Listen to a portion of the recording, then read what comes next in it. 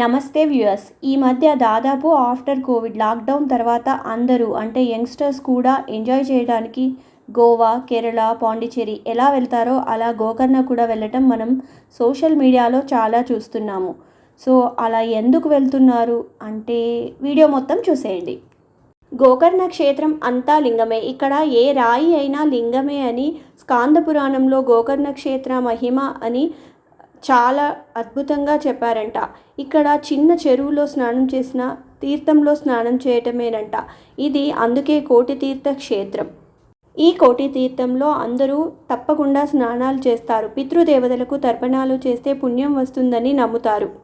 Main temple కంటే ముందు మనం మహాగణపతి టెంపుల్లో మహాగణపతిని దర్శించుకోవాలి. ఆ గణపతిని అభిషేక సమయంలో చూసినట్లయితే ఆ గణపతి పైన తలపై నొక్కు ఉంటుంది. ఆ నొక్కు రావణాసురుడు ఆత్మలింగాన్ని గణపతికి ఇచ్చినప్పుడు గణపతి భూమిపై పెట్టగా రావణాసురుడు గణపతి తలపై మొట్టికాయ వేస్తాడంట. ఆ నొక్కు ఇప్పటికీ కనిపిస్తుంది.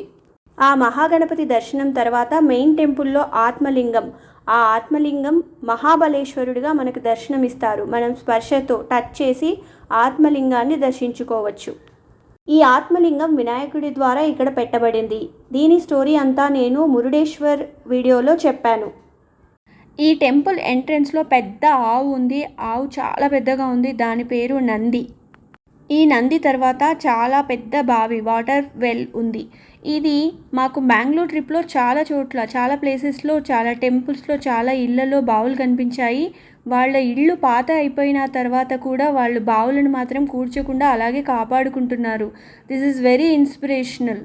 మెయిన్ టెంపుల్లో ఆత్మలింగం మహాబలేశ్వరుడిగా దర్శనమిచ్చిన తర్వాత ఉప ఆలయాల్లో శివుడు సాక్షేశ్వర్, వీరభద్రుడిగా దర్శనమిస్తారు. ఇక్కడ అమ్మవారు పార్వతీదేవి తామ్రగౌరిగా దర్శనమిస్తారు. ఇక్కడ తామ్రపర్ణి నది కూడా ఉంది. ఈ మెయిన్ టెంపుల్కి 2 కిలోమీటర్ల దూరంలో క్షేత్రపాలిని గ్రామదేవతగా భద్రకాళి అమ్మవారి టెంపుల్ ఉంది. భద్రకాళి అమ్మవారిని తప్పకుండా దర్శించుకోవాలని చెప్తారు. ఈ గోకర్ణ పుణ్యక్షేత్రంలో మహాగణపతి, మహాబలేశ్వర్, తామ్రపర్ణి అమ్మవారు, కోటి తీర్థం, భద్రకాళి టెంపుల్ చాలా ముఖ్యంగా దర్శించుకోవాల్సిన స్థలాలు. ఈ గోకర్ణ క్షేత్రంలో శివుడిని, మహాబలేశ్వరుడి చిన్న మారేడు దళంతో పూజించుకున్నట్లయితే ఎటువంటి పాపాలైనా పోతాయని స్కాంద పురాణంలో చెప్పబడింది. ఈ గోకర్ణ క్షేత్రం అరేబియా సముద్రానికి తీరంలో ఉంది. ఇక్కడ సముద్ర స్నానం కూడా చాలా ఇంపార్టెంట్ అని చెప్తారు. సముద్ర తీరంలో చాలా బీచెస్ ఉన్నాయి. Paradise beach, main beach, Om షేప్లో Om beach, half moon beach, మెల్కాన్ బీచ్, ఇలా రకరకాల బీచ్లు ఉన్నాయి. ఈ బీచ్లు అయితే చాలా అద్భుతంగా, చాలా ఆహ్లాదంగా కూడా ఉన్నాయి. ఓం బీచ్ ఓం షేప్లో ఉంటుంది. మనకి ఏరియల్ వ్యూలో చూసినట్లయితే ఆ తీరం అంతా కూడా ఓం షేప్లో ఉండటం వలన దీన్ని ఓం బీచ్ అంటారు. సో ఇలా బీచెస్ ఎక్కువగా ఉన్న ప్రదేశం గోకర్ణ. సో ఎటువంటి ఏజ్ వాళ్ళైనా, పిల్లలు, పెద్దవాళ్ళు, ఓల్డ్ ఏజ్ వాళ్ళు కూడా టూరిస్టులుగా వచ్చి ఈ ప్లేస్ని చాలా బాగా ఎంజాయ్ చేస్తూ ఉంటారు.